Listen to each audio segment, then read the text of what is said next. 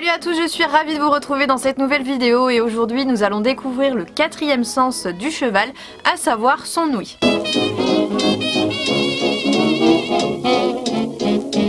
Les oreilles du cheval sont certainement son meilleur atout en termes de protection contre les prédateurs, puisqu'on a pu le voir effectivement dans les précédentes vidéos. Ces différents sens vont lui être utiles principalement parce qu'il est une proie et qu'il doit fuir les potentiels prédateurs qu'il y a dans son environnement. Il doit donc être tout le temps aux aguets et avoir les meilleures armes à sa disposition pour pouvoir fuir à n'importe quel moment. L'ouïe du cheval fait donc partie de ses armes et est même celle la plus forte, celle qui va être la plus développée. Premièrement, la façon dont sont faites ses oreilles, la forme qu'elles ont, vont lui permettre d'entendre vraiment très bien. Il y a énormément de muscles, 16 muscles d'ailleurs, qui permettent aux chevaux d'orienter leurs oreilles un petit peu dans tous les sens. Vous pouvez remarquer d'ailleurs que chaque oreille peut bouger indépendamment, ce qui permet au cheval de pouvoir couvrir entièrement son environnement, ce qui se passe autour de lui. Il peut écouter indépendamment ce qui va se passer à droite et ce qui va se passer à gauche. Il est également capable de trier les informations qu'il va recevoir. Il est capable de trier ce qu'il entend, ce qu'il reçoit comme son, ce qui va lui permettre d'être vraiment très efficace et de trier par exemple un cheval qui est en train d'hennir ou de faire du bruit et le potentiel prédateur qui peut se cacher pas loin. Ça va pas être les mêmes sons et il sera beaucoup plus sensible à ce qui peut se rapprocher du bruit d'un prédateur. Mais en quoi au juste l'ouïe du cheval peut nous être intéressant quand on travaille?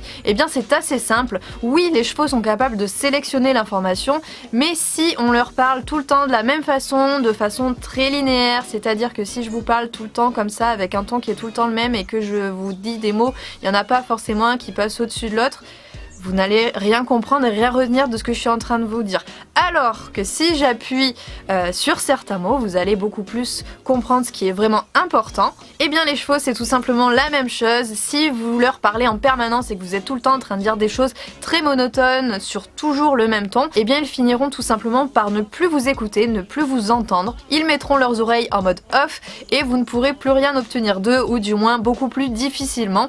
Donc c'est pour ça qu'il va être intéressant de vraiment appuyer sur certains mots, de ne pas hésiter à utiliser un ton plutôt grave quand c'est quelque chose de négatif et qu'on veut lui faire comprendre que c'est pas ce qu'on attend de lui. Pour autant, vous pouvez choisir donc complètement le contraire et partir sur un grand oui. Ça, je suis la pro pour faire ça.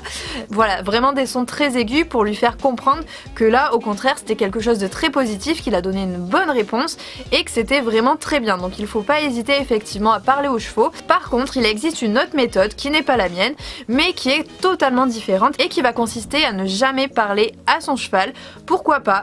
Les chevaux entre eux arrivent à communiquer uniquement par les gestes. Il est très rare que les chevaux hennissent pour communiquer entre eux. Donc c'est pas impossible effectivement de travailler son cheval sans la voix du tout. En revanche, ça va vous demander une grande maîtrise de votre expression corporelle et ça c'est pas toujours évident. Donc n'hésitez pas à utiliser la voix, de communiquer avec eux grâce au son. C'est quelque chose auquel ils sont sensibles. Et en parlant d'ailleurs de sensibilité, il y a plusieurs études qui prouvent que les chevaux ont une affection toute particulière pour la musique classique. Donc si jamais vous avez envie de détendre un petit peu votre cheval quand il est au box ou quand vous êtes en train de le penser, enfin vous avez tout simplement envie de lui faire écouter de la musique, eh bien ça peut être utile, ça peut être très intéressant. En général voilà, ils apprécient.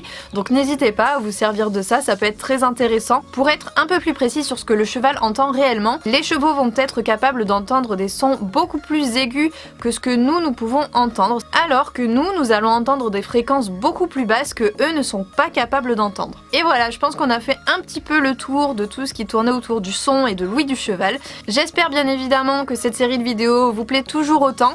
Et de mon côté, je vous dis tout simplement à dans 2 semaines pour la dernière vidéo sur les 5 sens. Salut!